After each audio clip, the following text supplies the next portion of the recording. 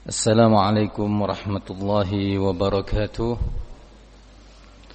Alhamdulillahi rabbil alamin, wassalatan wassalaman ala al-mab'uthi rahmatan lil alamin, nabiyina wa habibina Muhammad ibn Abdullah ar-rasulil amin, wa ala alihi at-tahirin wa ashabihi al-akramin wa man tabi'ahum bi ihsanin ila yaumiddin.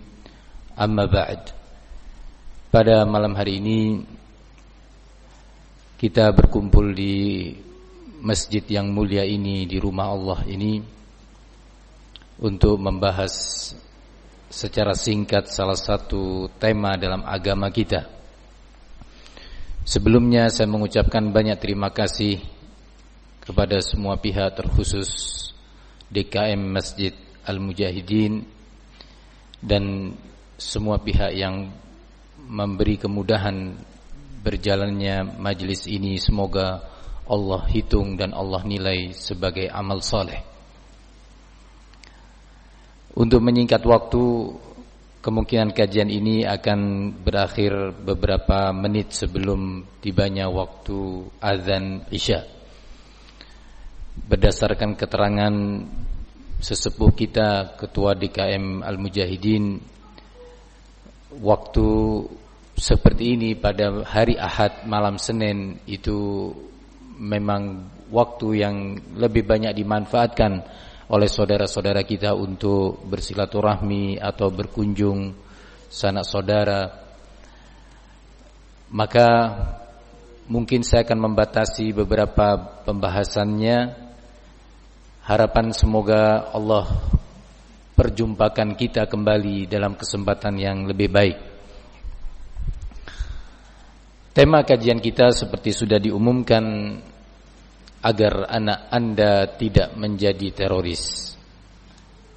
Kalau tadi disebutkan kepada siapa sasaran kajian ini dan tema ini, sebenarnya yang mendorong munculnya tema ini pertama adalah karena semakin banyaknya anak-anak muda yang terjaring dalam jaringan yang tidak dibenarkan oleh agama kita. Kedua, dalam beberapa berita yang sampai kepada kami, tidak sedikit dari orang tua, ayah ataupun ibu yang tidak menyangka, tidak mengira bahwa ternyata anaknya telah terlibat dalam jaringan tersebut. Anaknya yang dikenal selama ini pendiam di rumah, selama ini dikenal baik dengan tetangga, tiba-tiba sudah terjaring dalam jaringan teroris. Kemudian kajian ini sebenarnya juga diadakan sebagai bentuk kepedulian dan tanggung jawab bersama bahwa fenomena terorisme ini adalah menjadi beban dan tanggung jawab kita semuanya. Tidak bisa beban ini dilimpahkan hanya kepada satu pihak, tetapi semua elemen umat Islam ada porsi tanggung jawabnya, baik dia sebagai pendidik atau sebagai orang tua atau sebagai penanggung jawab lainnya. Kaum muslimin yang saya muliakan, tentu ketika kita berbicara terorisme dan teror itu sendiri adalah pembahasan yang cukup luas. Apabila ditinjau juga dari tinjauan Islam, terorisme beragam bentuknya, beragam motivasinya. Ada terorisme yang dilatar belakangi oleh kepentingan politik, sehingga terjadi saling meneror baik dengan kata-kata atau ancaman-ancaman sampai pada tindakan fisik. Ini juga bagian daripada terorisme. Tidak dibenarkan dalam agama kita yang hanif, agama kita yang lurus, agama kita yang penuh rahmah. Begitu juga ada teror yang dilatar belakangi oleh kepentingan perekonomian, ladang penghasilan, sampai terjadi di beberapa pihak, di beberapa daerah saling mengintimidasi untuk memperebutkan sebuah ladang penghasilan, saling meneror, sampai mengejutkan sekali dan menyedihkan terjadinya pertumpahan darah antar sesama muslim. Tentu yang pertama dan yang kedua bukanlah inti pembahasan kita pada kesempatan yang singkat ini. Ada juga terorisme yang dilatar belakangi oleh latar belakang kedaerahan dan kesukuan. Kita masyarakat Indonesia sebagai saksi bagaimana di negeri ini terjadi pertengkaran, permusuhan, saling melempar, saling membakar, saling merobohkan, ya, antar suku, antar kampung. Ini juga bagian dari efek adanya paham terorisme. Bahkan terorisme terjadi di negeri kita antar pondok pesantren. Antar pondok pesantren saling menyerang, memperebutkan sebuah permasalahan, memperebutkan posisi atau kedudukan, bahkan terjadi saling membunuh antar tokoh agama. Ini pun menyedihkan. Kita semua sedih dan kita semua merasa malu, karena walaupun kita tidak kenal dia, tapi dia muslim saudara kita, maka kita pun terkena imbasnya. Nama kita, nama Islam tercoreng karena itu. Bahkan ada yang bentuknya gabungan. Ada kepentingan politik yang juga diikuti oleh pihak-pihak yang mengatasnamakan agama. Kaum muslimin yang saya muliakan, tentu semua ini tidak dibenarkan. Namun topik kita lebih mengkerucut kepada terorisme yang benar-benar diatasnamakan agama, diatasnamakan Islam. Ada yang mengatasnamakan upaya penegakan syariat Islam, ada yang mengatasnamakan amar ma'ruf nahi mungkar, ada yang mengatasnamakan jihad fisabilillah, ada pula yang mengatasnamakan upaya menegakkan negara Islam. Kaum muslimin yang saya muliakan, ketika sebuah teror atau bahkan terorisme itu sendiri disandarkan kepada Islam atau sebagian amalan Islam, di sini menjadi tanggung jawab kita semuanya. Majelis kali ini sebenarnya hanya kita saling bertukar pengalaman. Apa sebab munculnya terorisme di tengah-tengah masyarakat muslim? Di situ ada beberapa sebab yang bisa disebutkan dalam waktu yang singkat ini. Yang pertama, tadi sempat diisyaratkan pula bahwa umat Islam, terkhusus kaum muda, mulai menjauh secara perlahan dari ilmu agama. Terkhusus kaum muda kurang tekun dan kurang sabar, bahkan kurang berminat untuk mempelajari Al-Quran sebagai kalamullah. Bagaimana Al-Quran ini diturunkan, ayat-ayatnya, kandungan makna dan hukum yang terdapat padanya. Al-Quran tentunya diturunkan oleh Allah untuk dijadikan sebagai pedoman hidup, sehingga ayat demi ayat di dalam Al-Quran berkaitan dengan kehidupan keagamaan kita, kehidupan keimanan kita, ibadah kita, budi pekerti kita, dan yang lainnya. Sehingga setiap muslim sangat terpanggil untuk mengenal Al-Quran.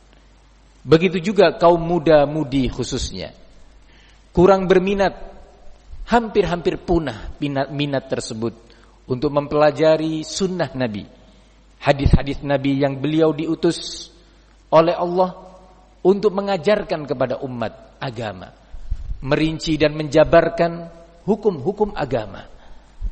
Nabi kita itu adalah teladan terbaik dalam semua urusan agama, baik dalam urusan akhlak, budi pekerti, moral, ataupun dalam membina rumah tangga, beliau yang terbaik. Dalam tata cara ibadah, tata cara berdakwah, tata cara berjuang, tata cara amar ma'ruf nahi mungkar, beliau Nabi kita adalah yang terbaik. Sebagaimana Allah katakan, laqad kana lakum fi rasulillahi uswatun hasanah. Telah ada pada diri Rasul bagi kalian wahai kaum mukminin teladan yang baik. Kaum muslimin yang saya muliakan, ini adalah sebab pertama kenapa saya katakan demikian. Karena kaum teroris tidaklah mereka orang-orang yang berwajah seram, jauh dari nilai-nilai keagamaan. Bahkan tidak jarang dari mereka yang datang dengan penampilan-penampilan agama. Ini yang pertama. Yang kedua, beberapa ucapan mereka mengutip ayat-ayat Al-Quran, mengutip hadis-hadis Nabi sallallahu alaihi wasallam. Tentu seorang muslim, terkhusus kaum muda yang selama hidupnya jauh dari bimbingan ilmu Al-Quran dan ilmu sunnah Nabi, akan dengan mudah terperanjat, akan dengan mudah tertarik, terpesona dengan kutipan-kutipan tersebut. Ambil contoh ketika mereka mengutip ayat-ayat Al-Quran tentang jihad. Jihad sebenarnya adalah salah satu ibadah dalam Islam. Banyak ayat Al-Quran yang memerintahkan, menghimbau, memuji jihad fisabilillah. Tidak cukup 30-40 ayat di dalam Al-Quran. Kalau tadi Bapak Imam kita di sholat maghrib membaca surat Ali Imran, di dalam surat Ali Imran Allah mengatakan dalam salah satu ayatnya, am hasibtum an tadkhulul jannah walamma ya'lamillahu alladhina jahadu minkum wa ya'lamas sabirin. Apakah kalian mengira bahwa kalian akan masuk surga sementara belum terbedakan bagi Allah siapa di antara kalian orang-orang yang berjihad dan siapa yang sabar di dalam menanggung konsekuensi amalan. Disebutkan kata-kata jihad di dalam surat At-Taubah dan diulangi lagi dalam surat At-Tahrim.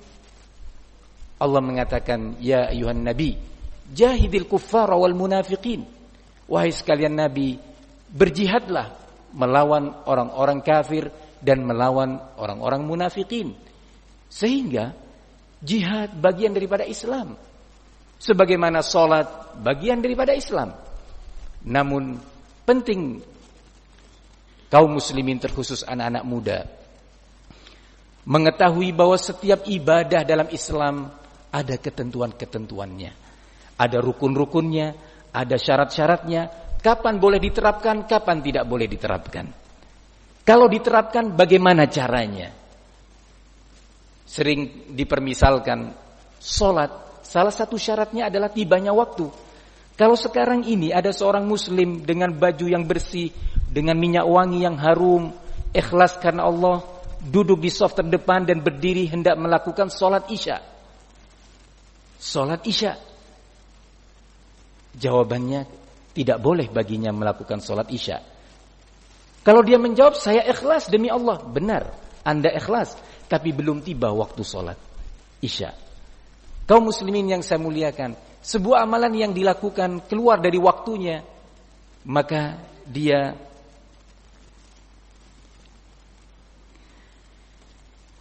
ada keterangan ini bahwa alhamdulillah Bapak Kapolres akan datang. Apakah kajian akan dilanjutkan hingga sholat isya? Setelah ba'da sholat isya, insyaallah mungkin kita akan duduk beramah tamah dengan beliau. Kajian ini insyaallah kita akan akhiri bersama waktunya isya, bersama waktu isya insyaallah. Semoga nanti di waktu lain waktu yang lebih tepat kita bisa duduk bersama mengkaji lebih baik dan lebih luas lagi. Kaum muslimin yang saya muliakan, begitu juga jihad fisabilillah. Salat ada rukunnya. Barang siapa yang melakukan salat tanpa menunaikan rukun-rukunnya, maka salatnya dinyatakan tidak sah, walaupun pelakunya ikhlas karena Allah. Jadi begitu pula jihad fisabilillah. Amalan dalam Islam perlu diajarkan kepada saudara-saudara kita bagaimana jihad itu diterapkan.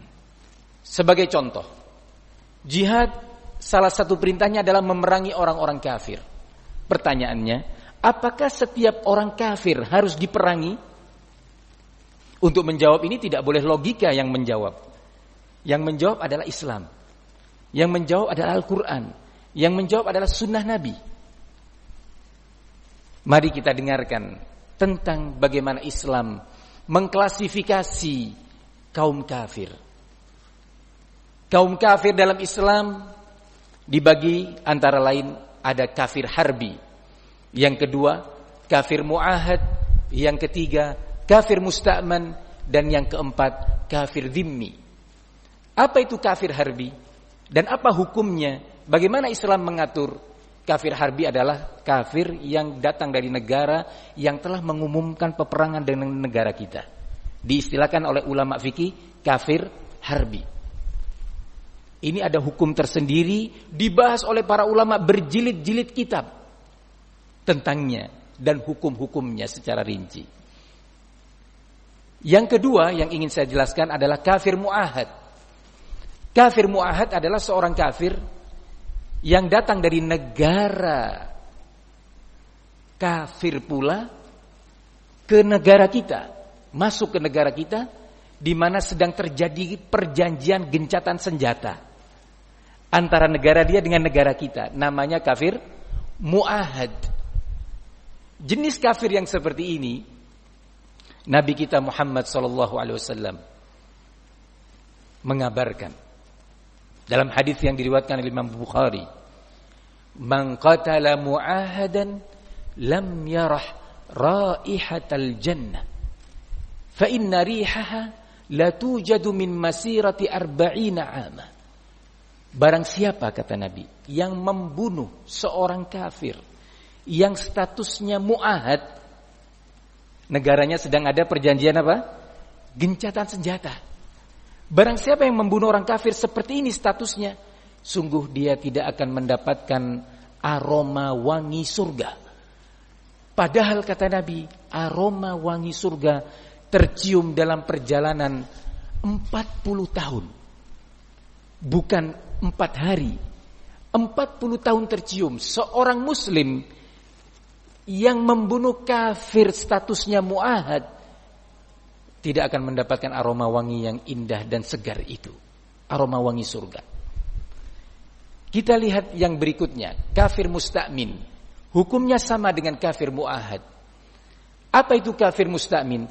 Seorang kafir dari negara kafir yang tidak ada peperangan dengan negara kita, normal-normal saja hubungannya, datang ke negara kita untuk sebuah kepentingan, mungkin perdagangan, atau berobat, atau sekolah, atau berkunjung kepada temannya, atau mungkin saudaranya. Dia datang ke negara kita dengan jaminan visa yang diberikan oleh KBRI di negara dia berada. Jaminan visa itu sekaligus jaminan keamanan jiwanya, hartanya, harga dirinya. Yang seperti ini tidak boleh pula diganggu dan apalagi dibunuh. Yang keempat, namanya kafir dhimmi. Apa itu kafir dhimmi? Dijelaskan oleh para ahli fikih, yaitu orang-orang kafir yang hidup minoritas di negara yang mayoritas muslim. Tentu ini ada pembahasannya secara rinci. Allah sebutkan tentang kafir dhimmi di dalam surat At-Taubah. Membutuhkan waktu khusus untuk kita belajar tentangnya, terkhusus anak-anak muda. Kaum muslimin yang saya muliakan, bagaimana sikap seorang muslim terhadap kafir dhimmi? Kafir minoritas yang hidup di tengah negara muslim, di tengah-tengah muslimin yang mayoritas. Nabi kita dalam sebuah hadis yang diriwayatkan oleh Imam Al-Khatib dalam karyanya Tarikh Baghdad rahimahullah. Kitab ini ditulis lebih dari 700 tahun yang lalu. Salah satunya adalah hadis dari sahabat Abdullah bin Mas'ud. Nabi kita berkata, "Man adza dhimmiyan fa ana khasmuhu yaumal qiyamah." Barang siapa yang membunuh barang siapa yang mengganggu, apalagi membunuh. Barang siapa yang mengganggu seorang kafir yang statusnya dhimmi, maka aku akan menjadi musuh dia nanti di hari kiamat. Siapa yang siap dirinya menjadi musuh Nabi Muhammad sallallahu alaihi wasallam? Tentu kita ingin bersama dengan Nabi sallallahu alaihi wasallam. Kaum muslimin yang saya muliakan, ini contoh bahwasanya tidak setiap yang namanya kafir boleh dibunuh. Bahkan di dalam surat Al-An'am Allah menyebutkan hukum tindak pidana terhadap orang yang membunuh seorang muslim dan membunuh seorang kafir mu'ahad dan kafir dhimmi. Tapi saya akan pindah kepada masalah lain terkait jihad itu sendiri.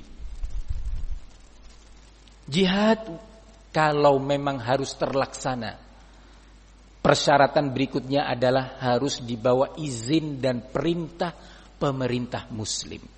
Dan alhamdulillah, pemerintah kita ini ya pemerintah muslim. Wajib kita mendengar dan taat kepada perintahnya selama tidak bertentangan dengan Al-Quran dan tidak bertentangan dengan bimbingan Rasulullah sallallahu alaihi wasallam. Kalau ada orang yang ingin berjihad, harus mendapatkan izin pemerintah. Kalau tidak diizinkan, berarti jihad yang dia lakukan dengan tanpa izin tadi adalah jihad yang salah. Tidak diterima sebagai amal soleh oleh Allah subhanahu wa ta'ala. Di antara ketentuan jihad, jika memang harus dilaksanakan, adalah proses peperangannya pun diwarnai dengan kasih sayang. Tidak sembarang bunuh. Jangankan seperti yang dilakukan sekarang, meledakkan masjid, meledakkan fasilitas-fasilitas umum. Korbannya dalam keadaan yang mengenaskan. Tua muda, pria wanita, anak-anak pun jadi korban. Diriwayatkan oleh Al-Imam Muslim dalam kitabnya Sahih Muslim dari sahabat Buraidah. Hadis ini panjang, saya ambil ringkasannya yang terkait dengan kajian kita. Bahwasanya Rasulullah kalau mengutus pasukan tempur, jadi ada jihad di zaman Nabi, ada pertempuran di zaman Rasul. Kalau mengutus pasukan tempur, Rasulullah memberi wasiat-wasiat. Pertama adalah wasiat untuk bertakwa, mengikhlaskan niat karena Allah dan berjuang karena agama Allah. Yang kedua, wasiat Nabi, wala tamthulu, jangan kalian wahai bala tentaraku melakukan mutilasi dalam pertempuran itu.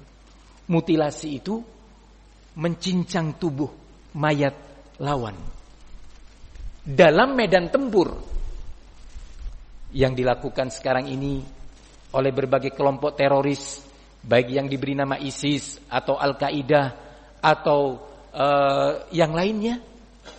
Mereka membunuh tawanan-tawanan perangnya. Padahal hukum tawanan perang berbeda dengan hukum prajurit di medan tempur. Itu pun di medan tempur sekalipun Nabi Muhammad yang penuh kasih ini melarang melakukan mutilasi. Apa yang dilakukan oleh ISIS? Membunuh tanpa peri kemanusiaan. Ada yang dibakar, ada yang dipatahkan lehernya, ada yang dipatahkan hidungnya, ada yang dirobek perutnya, dan seterusnya. Dengan bangga mereka memotret dan memvideokan dan menyebarkannya. Kaum muslimin yang saya muliakan, dalam hadis yang sama Nabi menyatakan, wala taqtulu walidan, dan jangan kalian wahai tentaraku membunuh anak-anak kecil. Kaum muslimin yang saya muliakan, saya akhiri majelis ini dengan hadis pula bimbingan Rasulullah di dalam berjihad. Suatu hari Rasulullah melakukan inspeksi pasca sebuah pertempuran memeriksa korban-korban perang, baik dari kalangan muslim termasuk juga korban perang dari kalangan kafir. Tiba-tiba Rasulullah mendapati sebuah mayat seorang wanita kafir. Mayat wanita musyrik. Bukan muslimah, bukan mukminah. Apa Nabi berbangga? Apa Nabi mendiamkan pemandangan itu? Nabi sebagai panglima perang dan sekaligus sebagai Rasul, sebagai pembina umat, dengan nada yang tinggi dan marah menyatakan, "Ma kanat hadhihi lituqtal." Sungguh tidak pantas wanita seperti ini dibunuh. Rasulullah marah. Apa yang dilakukan oleh ISIS? Saya sebutkan ini dengan sengaja agar kaum muda khususnya tidak terkecoh dengan perbuatan mereka, bahwa jihad yang mereka lakukan jauh dari bimbingan Islam dan keindahan Islam. Demi Allah, kalau orang-orang kafir itu mengetahui keindahan Islam, termasuk perjuangannya sekalipun, mereka akan berbondong-bondong memeluk agama Islam. Kaum muslimin yang saya muliakan, karena terasa terkejar oleh waktu sehingga materi ini saya harus batasi. Semoga yang sedikit ini bermanfaat. Semoga yang sedikit ini Allah nilai sebagai sebab terampuninya dosa pemateri dan seluruh yang hadir dalam kesempatan ini. Kurang lebihnya saya mohon maaf jika ada kata-kata yang kurang berkenan di hati para hadirin. Semua itu karena keterbatasan dan kejahilan yang ada pada diri saya. Wassallallahu wasallam wa barak ala nabiyina Muhammad wa ala alihi wa sahbihi wasallam walhamdulillahi rabbil alamin. Wassalamu alaikum warahmatullahi wabarakatuh.